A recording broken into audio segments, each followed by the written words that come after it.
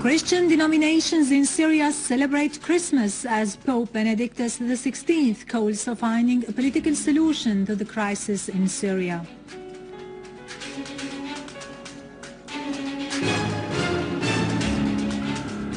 Our armed forces chase terrorists in different areas and inflict heavy losses on them.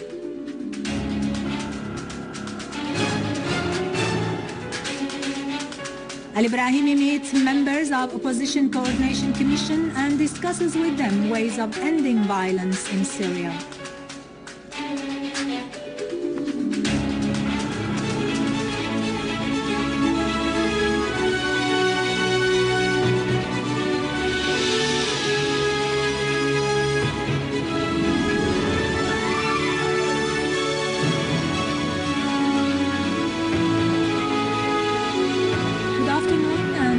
Christmas, everybody.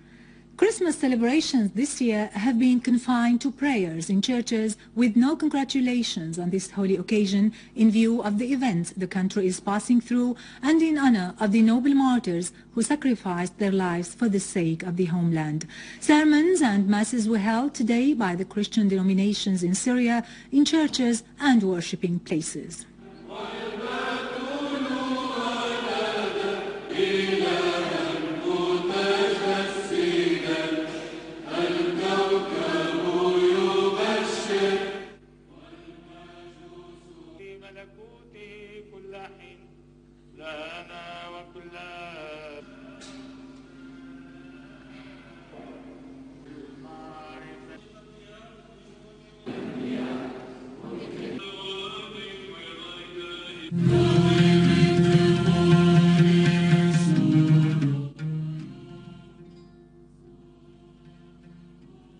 Patriarch Yohanna X Yazigi of Antioch and all the Orient for the Greek Orthodox Church has affirmed that Syria is passing through a storm that targets the region as a whole, which it will defeat thanks to its citizens' cooperation and love for one another.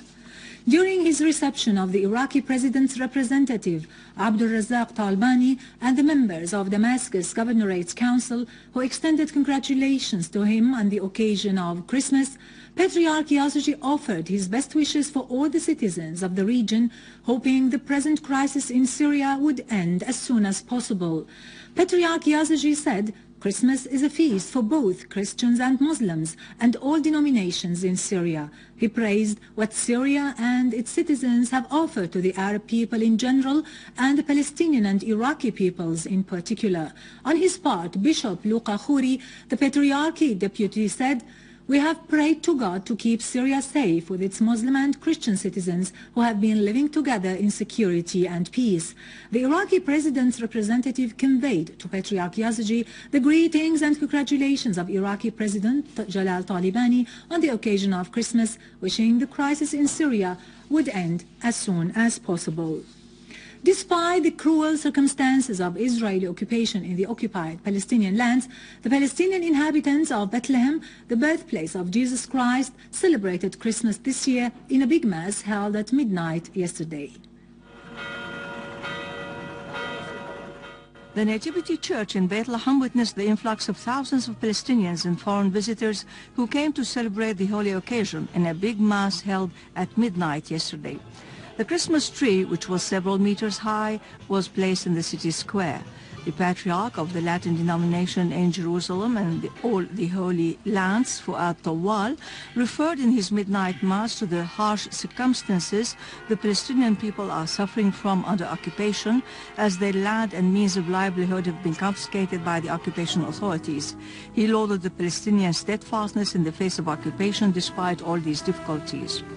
In his sermon, Patriarch Fuad Tawal said that Christmas this year was different from previous years because the Palestinians had been able to obtain the status of an observer state at the UN. He added that our voice will continue to uphold justice and peace for all the people of the region. In the Vatican, Pope Benedict XVI called during the Christmas Mass for finding a political solution to the crisis in Syria and for establishing peace in Palestine, Iraq and Lebanon.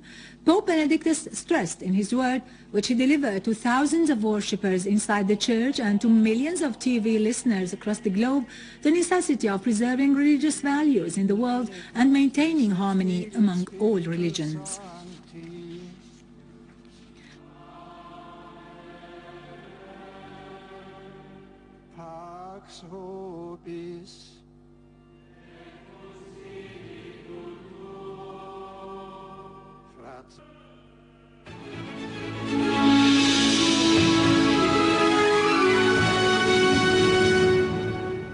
Units of our armed forces killed and wounded a number of terrorists in the city of Dariyah in Damascus countryside, destroying their hideouts. A source told Sana correspondent that army units clashed with the armed terrorist groups near Al-Khulani Mosque and eliminated its members. The source added that another army unit pointed out it clashed with a terrorist group near Al-Radwan hospital in the city, killing and wounding a number of them. A unit of our Syrian Arab army clashed with terrorist groups in the neighborhoods of Al-Jbayle, Al-Hwayqa and Al-Mri'iyya in Deir ez-Zor, killing many of them. Some of the terrorists killed are Ziyad Ahmad Al-Ali Sayer from what is called Al-Qaida Brigade, Muhammad Ali Al-Khalid from Al-Nusra Front, in addition to Qasim Muhammad Sulaiman and Abdullah Al-Ahmad. In Hama, the terrorists targeted a family formed of 4 members, a man, his wife and 2 children, who were in their car on the highway near the village of Morak, killing all members of that family. Meanwhile, a unit of our valiant army clashed with several terrorist groups at the entrance of the village of Morak, which is located on the road between Hama and Idlib, killing many terrorists and injuring dozens of them.